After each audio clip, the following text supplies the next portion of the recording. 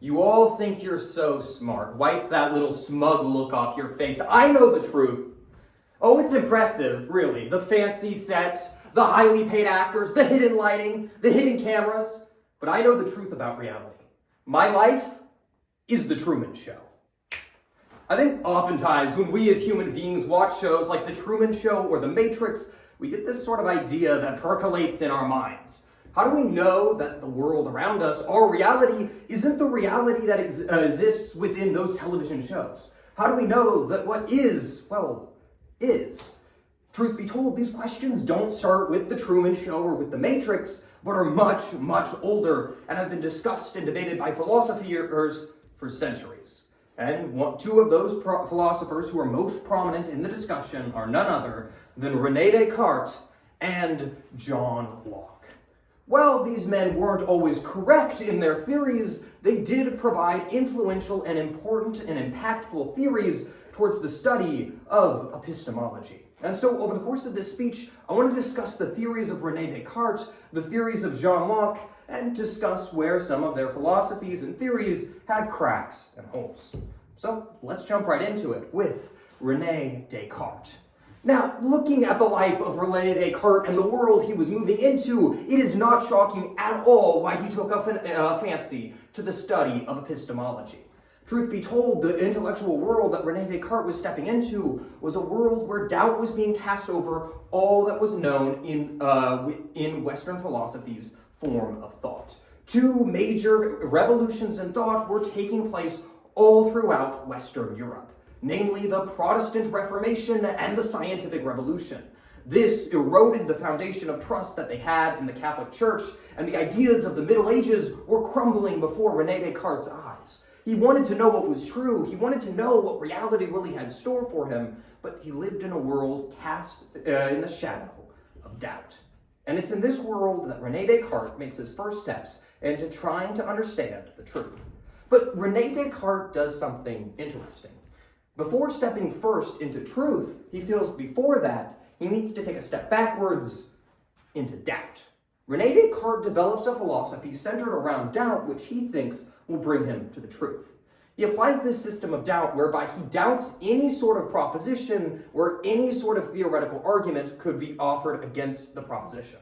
Put into practice, what that would essentially mean is, say, me looking at you, the audience, I can see with my eyes that you're here and conclude that you are, in fact, real and watching me speak.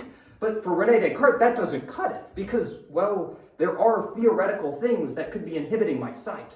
Truth be told, I could be hallucinating or dreaming or something else going on, making me to see a world that isn't real. And with this method of doubt, he slowly doubts away everything out of existence as mere uncertainties and not simple truths. And in this darkness, René Descartes takes a step forward then into truth. He then says, but I can look at my own thinking, my own thoughts that are swirling around, and conclude that then there must be some type of a thinker. You cannot have thought without a thinker, and so therefore I exist. Or as he put it, I think, therefore I am. And it's from this simple seed that René Descartes springs forward, trying to prove lots of different other things within reality, and even offering an argument for the existence of God. John Locke, on the other hand, had other ideas. John Locke disagreed with René Descartes' conclusions because he felt that, well, we as human beings, when we go about studying and thinking about truth, didn't learn all of these things by going off into a closet and thinking about large, abstract, esoteric thoughts and philosophies. When we learned about the physical world, we simply looked at it. When you were a child, you didn't go off and have large, esoteric thoughts to learn that the duck goes quack. You saw a duck, it went quack, and you concluded ducks go quack. And it's from here that John Locke develops his philosophy. He says that we as human beings are a blank slate, or tabula rasa, as he puts it. And we as human beings gain our knowledge by looking at the world around us via our five senses and deducing reality from there. We get these building blocks ideas about the world around us, and from there move on to more nuanced and complex theories. Truth be told, both of these men had errors in their philosophy. René Descartes made the obvious error of contradicting himself within his own thinking. Rene Descartes has this whole method of doubt, yet he accepts, on the basis of nothing, certain intellectual principles which, well, if we were to apply his principle of doubt, should be doubted upon. Ideas like the law of non-contradiction.